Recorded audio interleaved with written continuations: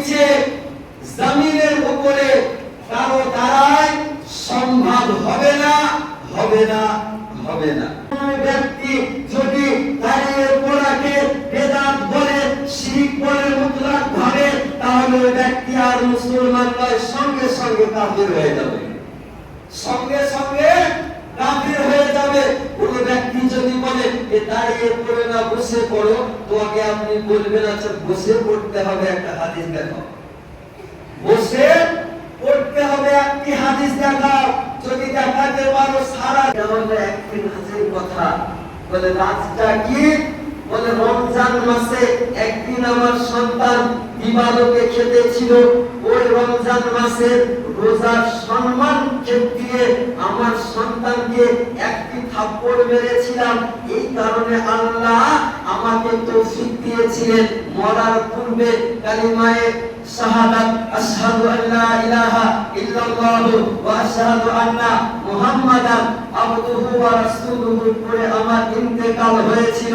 এই কারণে আমাকে আল্লাহ জান্নাত দিয়েছেন। তাহলে বলুন মুসলমান, একজন কাফির ব্যক্তি যদি রোজার সম্মান করে জান্নাতে যেতে পারে, তাহলে বলুন মুসলমান, যে নবী পাক সাহেবে রওলাত সাল্লাল্লাহু তাআলা আলাইহি ওয়াসাল্লাম রমজানকে নিয়ে এসেছেন, যে নবী পাক রোজাকে নিয়ে এসেছেন, যে নবী পাক নামাজকে নিয়ে এসেছেন, যে নবী পাক হজকে নিয়ে এসেছেন, সেই নবীর সম্মান যদি আমরা করি তাহলে জান্নাত পাবো না, পাবো না? এই জোরে বলেন ওই নবীর সম্মান কোরআন শরীফ উঠিয়ে দেখুন, রব্বুল আলামিন বলেন ওয়া তুআযিরুহু ওয়া তুআক্কিরুহু, নবীর সম্মান প্রদর্শন করো। আমি বলি নাই, কোন ডাক্তার বলে নাই, কোন মাস্টার বলে নাই, বরং আল্লাহ বলেন নবীর সম্মান প্রদর্শন করো। আজকে আমরা নবীর সামনে একটু দাঁড়িয়ে সম্মান প্রদর্শন করি, তো ওই সাইকেল, ওই নির্বোধের, ওই জ্ঞানহীনের গায়ে অ্যালার্জি তৈরি হয়, শরীরে 110 ডিগ্রি জ্বর চলে আসে।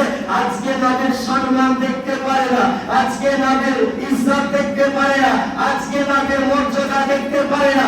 যে নবীর সম্মান সম্পর্কে রব্বুল আলামিন বলেন, হে মুমিন বান্দা শোনো, তোমরা নবীর সম্মান প্রদর্শন করো। কোরআনে এটা বলা হয় নাই নবীকে যদি দেখতে পাও তো সম্মান করো, নবীকে যদি দেখতে না পাও তো সম্মান করি না, এটা বলা হয়নি। কোরআনের আয়াত হলো মুতলাক আয়াত, আর কানুন বলা হয়েছে আর মুতলাকু ইয়াজরি আলা ইতলাকিহি।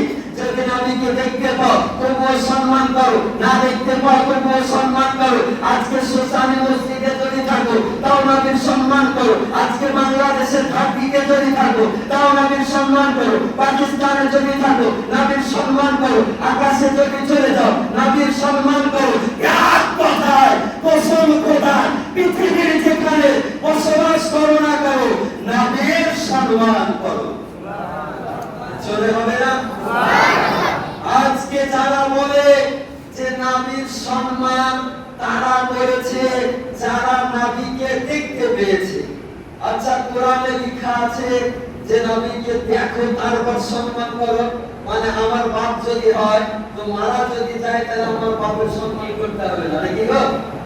এদের কানুন মোতাবেক, এদের উসুল মোতাবেক আজকে আমরা নবী পাক সাল্লাল্লাহু তাআলা আলাইহি ওয়াসাল্লামের উপরে দাঁড়িয়ে ইয়া নবী সালামু আলাইকা পড়ে, দাঁড়িয়ে ইয়া রাসূল সালামু আলাইকা পড়ে, তো এদের মস্তিষ্কে গরম হয়ে যায় যে এটা হলো পড়া বেদাত, এটা হলো পড়া শিরক।